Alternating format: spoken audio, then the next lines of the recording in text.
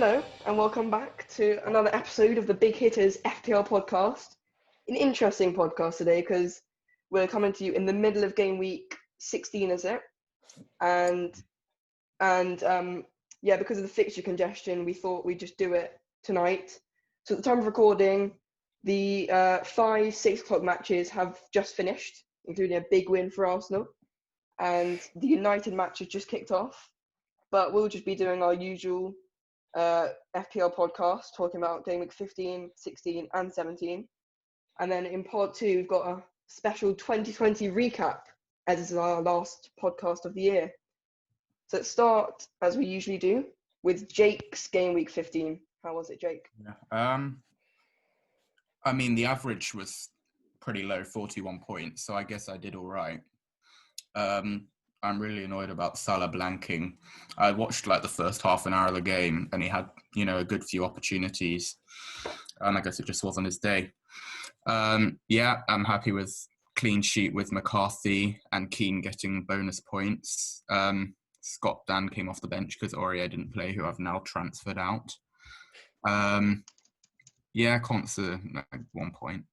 I'm happy with Neto, last minute assist and bonus point. Son, clean sheet, wasn't great. Bamford did well again with a goal, and Fernandes, a star player. So it wasn't too bad. I'm just annoyed that I didn't play Martinez, who got 4 points more than McCarthy. But otherwise, I think I did all right. Yeah, above the average, which is always good. Yeah. Pretty good week. How was yours, Ludo? Mine was above the average. I'm quite annoyed with Souček on my bench and Martinez. So that's just 21 points on my bench, where I could have bench boosted. When I used my bench boost, I actually ended up having 3 points from my bench. Quite disappointing. Firmino, Adams, disappointed, as well as Salah. Happy with Fernandes, but as you can see, the defence as well needs some telling off. But other than that, quite poor because I got overtaken by Finbar. Not just overtaken, he's 20 points clear of you. But yeah, other than that, it was a pretty dull and average week, I'd say. I'm getting deja vu looking at that backline from Jake's last week. Yeah. So I did take a risk this week. I introduced it in the last week's show, but I did in fact bench boost. And this is how it went. I'm actually, I'd say a success. So well above the average, 75 points, lovely. My bench was pretty good. Souček scored, McCarthy clean sheet, Konza, Wilson, But I'll take a 17-point bench because well above the average, as I said. I'm up into third in our league. Green Arrow in the world rankings up to 1.1 millionth. Fernandes did well. Walker-Peters did well. Dallas did well. Martinez did well. Salah didn't do well. Bamford did. So a few good hauls there and a good haul overall. So I'm actually very happy with this week. And bench boost, success.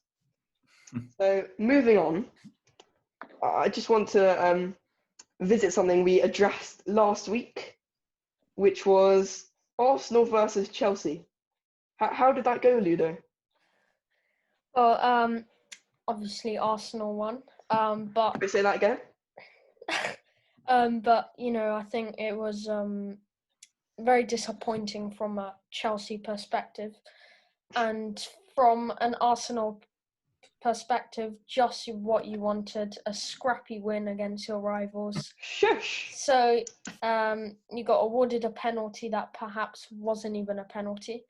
Good free kick, I've got to admit, but the foul was from Kante was just a very stupid foul. that he gave away, and that Saka cross that somehow ended up posting in.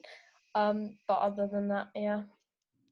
Let me just correct what you said. So, a well-earned penalty for a brilliant team move, which was a clear penalty, never in doubt. Brilliant from Tierney, awful from Reece James. Boom, 1-0.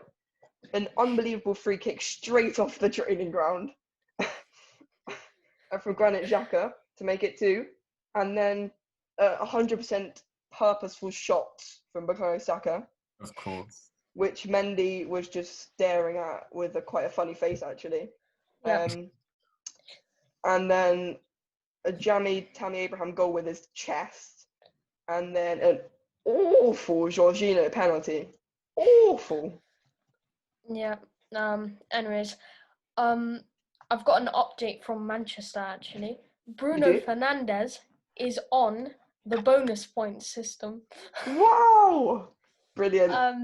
Yeah, so, and Seiss is currently on 3 bonus points. So, Great. Yeah, always good to see. Electric start from Bruno Fernandes. Yeah. Back to Arsenal v Chelsea, like if you will. I think I do have a license to absolutely just rip you apart, seeing how confident you were last week. Well, you're still 13th. Yeah, that is enough true. from you, Jake. Fine, we're still 13th, but we have to bear in mind that we're only 6 points behind a Chelsea team who spent £250 million in the summer. Well, what I'd like to say is that, firstly, 250 million, not sure how much it was, but very big amount. You can't just expect players to just click into each other. So as I said, I think in the next 2 seasons, I think Chelsea have got their eyes on the prize. Yeah, what was I going to say? Yeah, so as I said, good win from Arsenal, but each team has got their highs and lows this season. Manchester City drawing against West Brom, Tottenham losing to Leicester, Arsenal losing to Burnley. So I think it's it's a sort of weird season with this COVID, as well as fixture postponements, which are costing us. So it's quite a difficult season to predict. Let me just get this straight. You are complaining about this season because there have been 5 fixture postponements, none of which have been Chelsea's. Well, yeah, okay, yeah. But in my fantasy football, I've got an 11.5 million player getting 0 points. That is not... Are you saying that Frank Lampard gets his motivation, the Chelsea team gets their motivation by Ludo's fantasy team? No. When Ludo's stressed, Chelsea don't play well. I'm saying that, basically, I can't afford as a manager to have an 11.7 million player just getting 0 and then getting replaced from Soucek, who's a 5 million player. So I think it's a difficult season for all of us, especially if the Tottenham game gets called. That would be a big blow. That'd be a big blow, yeah. I'd be pretty screwed. If you haven't been hit by Man City players, you're going to be hit by Tottenham players. Yeah. I don't think there's any managers, well, very few, that don't have any Tottenham or Fulham or who else, Everton or Man City players. Yeah, I'm happy. I'm happy because Finbar's got a Man City defender who's going to get replaced by this Burnley defender called Bernardo, who is a 3.9 million player. You'll love to see it. Yeah. He plays. Yes, he does play against Arsenal. He did. He doesn't normally. Yeah, he doesn't. That's the first time he started a game, I think. Yeah, because of rotation and everything. Yeah. But Brighton put out a really bad team. We only beat them 1-0. But let's not talk about that. I think we should move on anyway. I've ripped into you enough, I think. And let's talk. So it's Jake's turn to spotlight, and he's chosen Burnley Fulham, am I right? Yes, you are. Oh, what a game. Yeah. End-to-end stuff. I just chose it mainly because, they're two teams near the bottom of the table, two teams in the bottom half that have both been, relatively in form for teams in the bottom half. And I think it'll be a close game. I mean, they've only played 4 matches against each other in their history. I think, with 1 draw, Burnley winning 2-1, Fulham winning 4-2, and Fulham winning 3-0. Well, Burnley are up to 16th now with their win that just ended against Sheffield United. Yeah.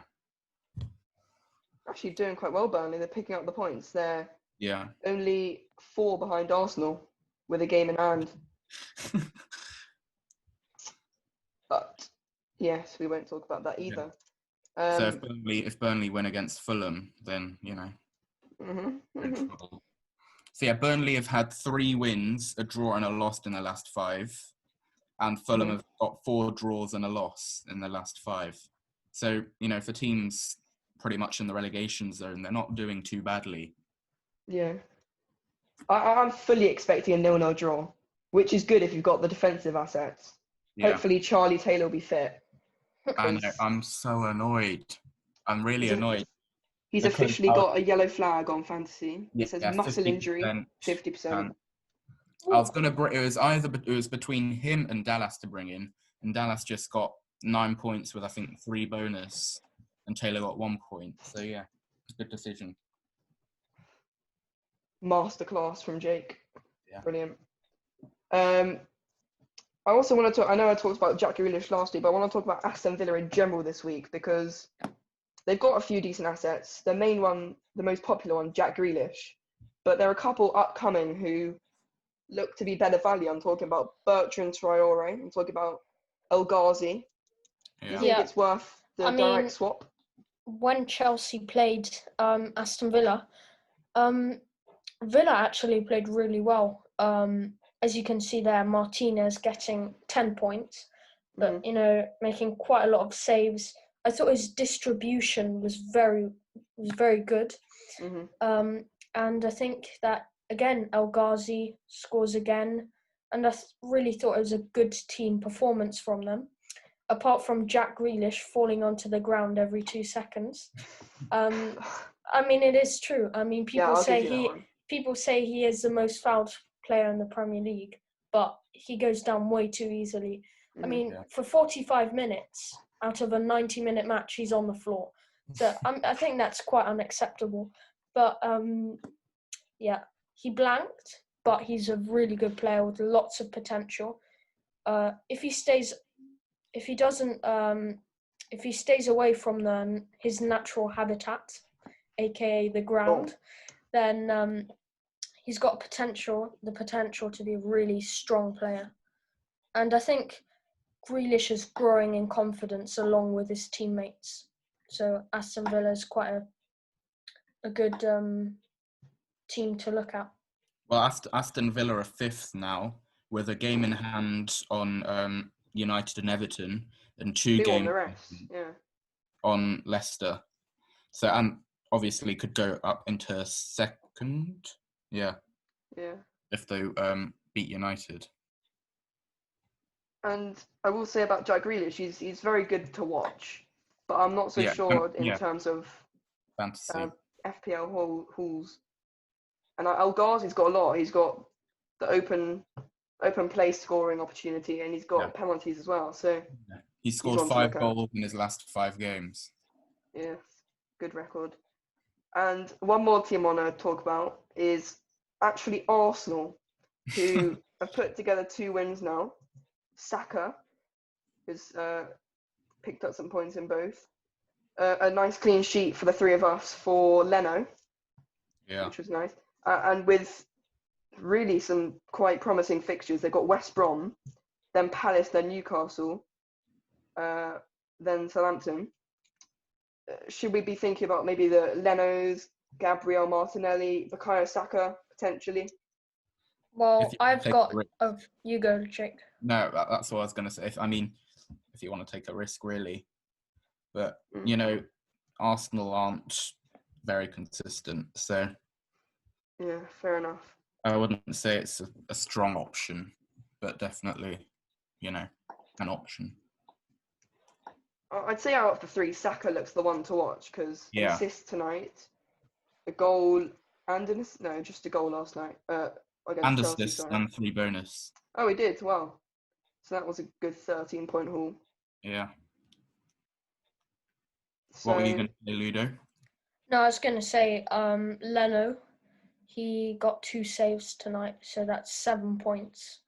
It still hasn't updated. It still says no, 6 points. it's 3 saves, isn't it? For a Yeah. point. Oh. So 1 away from the magic. Yeah, magic then I tree. should have played McCarthy, shouldn't I? Yeah. Same. Yeah. He's on my bench. Anyways, but Leno's got West Brom as well, and West Brom is a bit of a. They are really struggling at the moment, and I'm considering because in game week 19 I'm doing my wild card. I'm activating my wild card. I'm considering if I should get if I should really get Johnstone. I know that Fabianski and Johnstone rotate very nicely, but it just doesn't seem like it's West Brom's season. I mean, they've looked really poor. Yeah. You go. What were you going to say? No, I mean, they're really inconsistent. I mean, sometimes they seem to play well against the big teams. I mean, lost 5-0 against Leeds. Then week before, drew 1-1 with Liverpool, losing 3-0 to Aston Villa, drawing 1-1 with City, losing to Newcastle, losing to Crystal Palace. I mean, they're really inconsistent. So it's you're never sure what you get. Yeah, Leeds are really in scoring form. So I think that's enough talk about game week 15. Moving on to the current, the ghost of Christmas present, game week 16. So at the time of recording, 6 of the games have been played. Obviously, Everton, City being postponed. United, Wolves going on right now. How have our weeks been going? So for me, I've got 21 points, and 4 of my players have played, and I am averaging 5 points per player. So early to tell, but promising signs. I've got Souček and Konza also coming off the bench. That will lower the average. But that's 26 points. And I've still got my captain to play. Son, hopefully. Reguilon, Firmino, Henderson. So I've got quite a few players left to play. I think Jake's has been a bit of a nightmare, hasn't it? Yeah. So, firstly, Jared Bowen didn't start. He got 1 point. He came on, I think, in 70th minute or something. Didn't do anything. So he got 1 point. Charlie Taylor, going off at the 9th minute. 1 point, and I'm not sure if he's going to play next week, which I kind of need him to. Bamford, I'm pleased with, who got 8 points, and I don't think he's on bonus points. Leno clean sheet, and Justin got 2 points against Crystal Palace. Oh, I forgot. I actually don't have Bruno Fernandes. Wait, what? Ooh, I've got Son instead. that's going to cost you. Well, because I had De Bruyne and I didn't really know he's going to miss the game. Because De Bruyne had quite some really nice fixtures. So I've got 20 points with how many? 1, 2, 3, 4, 5, 6, 7 playing. Although I've got Neto and Fernandes who are playing right now, both on 1 point. Mm-hmm. So if I've got 3 Tottenham players, so if they don't play, I've got no one on my bench. So not great. I think Neto has already had a shot. Yeah. Ooh, on goal. Brilliant. So for me, the best points all out of the three of us, 30 so far, mainly because of Bamford and Dallas. Leno clean sheet as well, but I have only got 4 left, who are the Tottenham trio, Dyer, Son, Kane, and Salah captain. I'm also disappointed about Taylor, Grealish and Souček blanked as well. I've had a good bench this week, which is ironic since I played my bench boost last week, but I've got McCarthy and Walker-Peters, who have 12 points between them. And I wonder if McCarthy could come out as an on-field player instead of Son if it gets called off. yeah, he's always been a brilliant midfielder, McCarthy. Yeah, full of quality. Brilliant. Good at using his hands. Yeah, maybe he should be on the handball fantasy team. Yeah. So that is that. We'll keep you posted on the United match. I've got Fernandes currently playing. Jake's got Fernandes and Neto. Ludo foolishly has no one. But we'll look ahead to game week 17 before we reveal our teams. Actually, no, let's just reveal our teams. I was going to say about captains, but we'll talk about them at the time. So start with me, I suppose. Oh, nice. This is what I'm looking like for next week. Obviously, if Taylor's injured, that's a bit annoying. I might count on Cullen Wilson maybe to step in. But I'm on an 8 hit, which is all right, not great, but all right. And it's involved a controversial one, which is Bamford down to Keenan Davis, who's sitting there on my bench. Hi, Davis. And then the other 2 transfers have been Wolves players, Saiss and Neto, who have got a nice-looking fixture against Brighton. So, hoping for the best. Leno against West Brom, hopefully a clean sheet there. Backline's looking all right. Dyer against Leeds, that he'll probably concede. Grealish against United, tough fixture. Salah, Fernandes, Son, Kane. I've captained Son for the moment. We will talk about captains, but he looks like a good choice for this week. Yeah, I mean, I just wanted to say that Wolves have got really good fixtures and aren't blanking. And then after that game week 19, they've got okay fixtures. But then after that, between game week 31 and 35, 5 game weeks are green. So that's 5 in a row. 5 green fixtures. So that might be a time to bring in the likes of Neto, Jimenez, if he's okay. I think so. And perhaps a defender or goalkeeper. Yeah, so they're going to be playing the likes of Fulham, Sheffield United, Burnley, West Brom and Brighton. Oh, those are lovely fixtures. Lovely fixtures right there. Yeah. How's your team looking, Ludo? So my team is very stretched. Yeah. So I brought in so I've got Leno, obviously, West Brom. That should be an easy clean sheet. I've got Michael Keane, an aerial threat. Then I've got Connor Cody, good fixture. Reguilon against Leeds. I've got Souček, Salah, Son, Henderson, Bamford. Bamford's doing really well this season. He's getting lots of points. Kane, Adams. At the moment, in my real team on my phone, I have got, or depending on this, I have got Adams on the bench for De Bruyne. But at the moment, it seems as if the Chelsea versus Man City fixture might be getting called off. But that, that'd be a big blow. But if so, Adams won't play because he's got a tough fixture, and I've got Konza or Lewis looking for a place in the squad, and they've trained well. So, I can't promise them a start, but I like their attitude. And finally, Jake? Yeah, so all our teams are fairly similar. So I've also got Leno in goal. Now that Taylor's picked up the yellow flag, I'm probably going to play Michael Keane instead of him against West Ham. Yeah, and then Jared Bowen, I'm going to have to transfer out. I've only made one transfer this week. Yeah. Who are you thinking for? Well, I've made one, so that was Calvert-Lewin in for Bamford. Yeah. I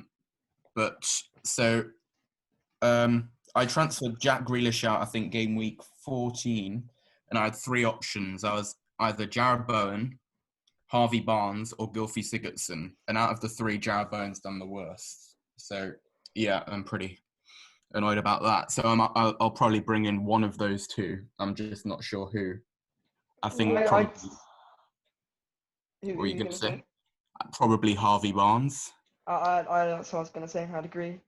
Yeah. Really good form. Yeah, but I'm not sure if you've got your free hit, but Harvey Barnes is going to blank.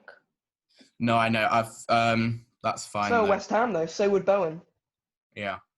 Yeah, I know, but how about get somebody like Sigurdsson. Somebody, Sorry, yes. not Sigurdsson. Yeah, Sigurdsson does. Oh yeah, blank. Sigurdsson. We'll play against Wolves, I think. Yeah. Sigurdsson, you could double up on Wolves players, or perhaps even go for El Ghazi, or Possibly. You've got limited options. Yeah. Yeah. I've also gone with Son as captain.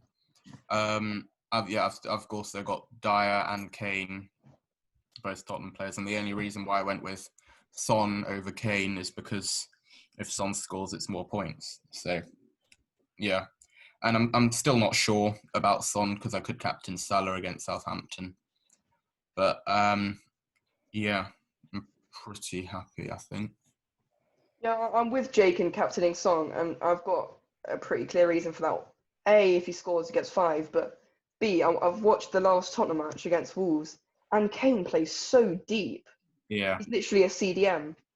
Yeah. And he'll be the one getting the assist for 3 points to Son, who will get 5. So, yeah, I think Ludo's captain Son. Kane. Yeah, sorry. I think I'll be switching that around because when Leeds played Man U, I thought that people like Fernandes in the midfield area had lots of space and lots of freedom. So I think I'll go back to Son with this one and vice Kane. Notice that this week I actually vice captained Patrick Bamford because I thought that he's a very good option against West Brom, and he got 8 points as well. So. So I think we'll end it there for part 1, and we'll go on to part 2, which is very exciting.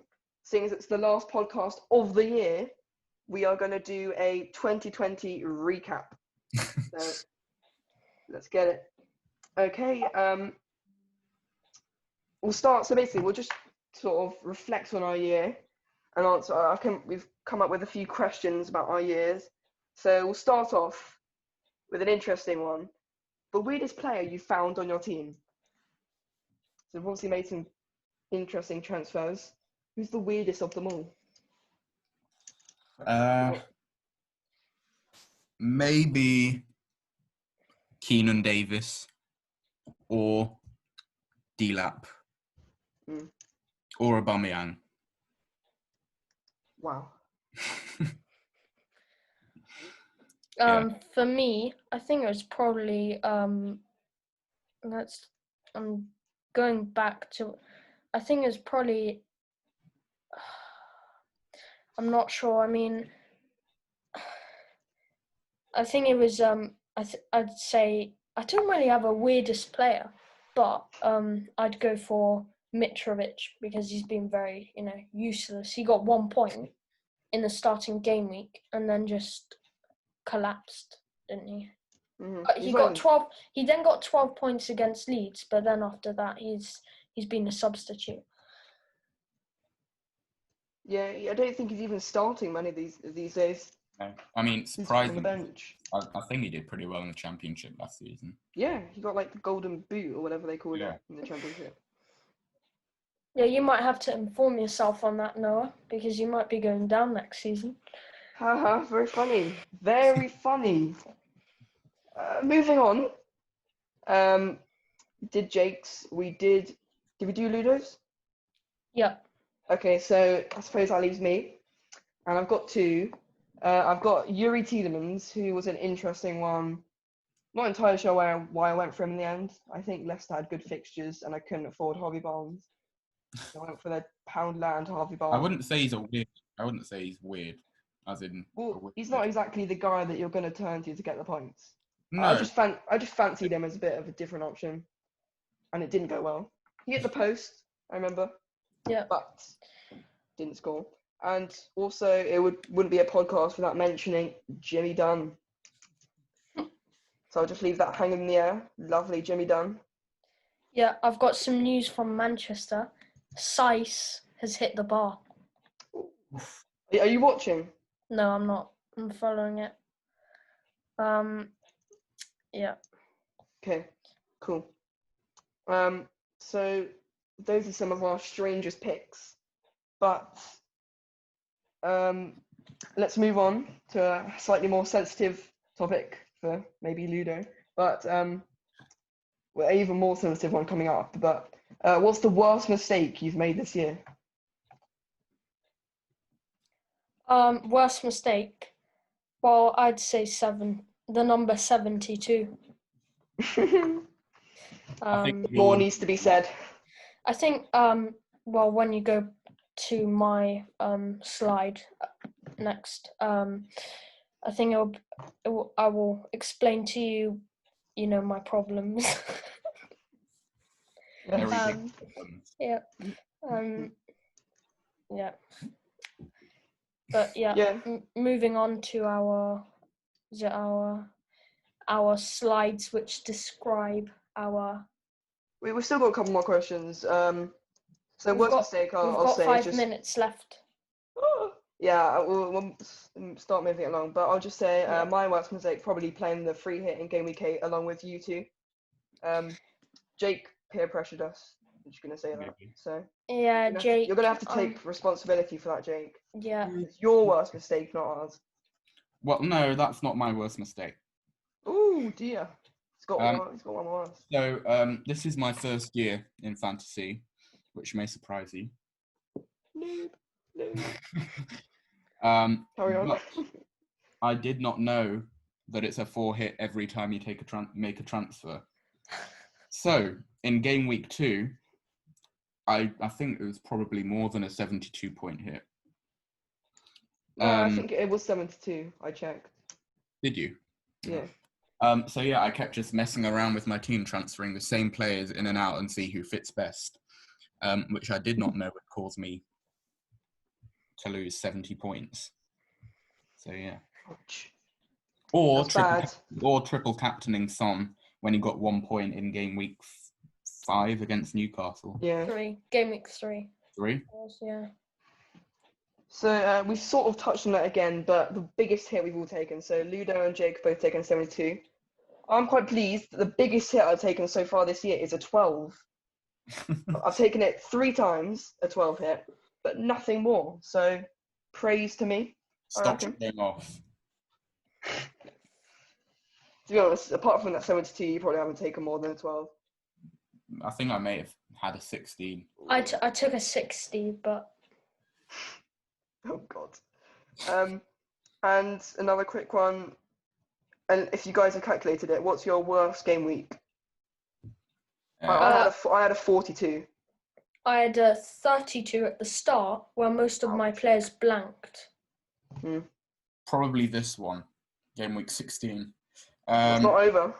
Yeah, you never Still know. pick up an 100 points. My worst is... give me a minute. I'll be with you in a minute. I can help you out here. Your worst is game week 28. 3. Yeah. That must have been the Son week, right? Yeah. Yep, I gave up. I Brilliant. deleted the app and gave up because Son got 1 point. Yeah, you actually did as well. Yeah. So and we'll quickly just do a couple of fun slides, which are one gift to sum up our year so far. I'll start. I need to explain this, so don't just jump to conclusions. Yeah. So if you can't see it, if you're not watching on YouTube, this is basically a GIF of Captain America sitting down saying, "So you rolled a 1, you screwed up." So basically, this is because Captain America is symbolic of my captain picks, and my captain picks have screwed up this year. I calculated before that there's been 16 game weeks, of course, and 8 of those weeks I've had a blank captain with an all-time low of Jack Grealish when he got a yellow card. So, yeah, not very good. How did Ludo sum up his year? Well, for me, it was just showing that very angry with the 72 emoji. 72 picture.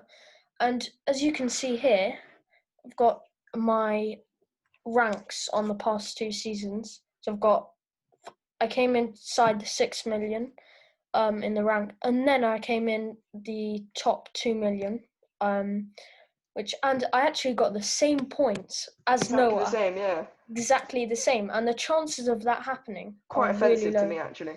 Yeah. Bit of an insult. But yeah, it's just showing that the levels are decreasing in my club, and it's time for a new manager, new wildcard team. So yeah, moving on to Hashtag Jake. Ludo out. And we're really running out of time now, but this is Jake's. Quite depressing, really. Yeah, So bad in so many ways. I think that's pretty much says it all. This is so bad in so many ways. I really don't think I need to elaborate. I mean, I've really not done too well. Fair enough. So we'll end it there. Thank you for listening, as usual. Of course, this is being recorded on Tuesday night, and 40 minutes in, it is 0-0 with United and Wolves. We've got 2 more fixtures to come tomorrow, which is Tottenham and Liverpool both in action. So some captain choices. Tottenham play. Yeah, if Tottenham play. I'm not sure about that one. But 2 potential captain picks in both those matches. Son, Salah, Kane. So keep an eye out for that. Of course, game week 18 and 19 approaching rapidly. So we'll have more to talk about that in our next podcast, which isn't for a while, actually. Not for a week and a half, I think, because the fixtures start to spread out a bit, which is nice. But we'll leave it there. We'll leave it there for 2020. A good year for some, a bad year for some. Hopefully 2021 is a good year for you all, and wishing everyone a happy new year. So goodbye.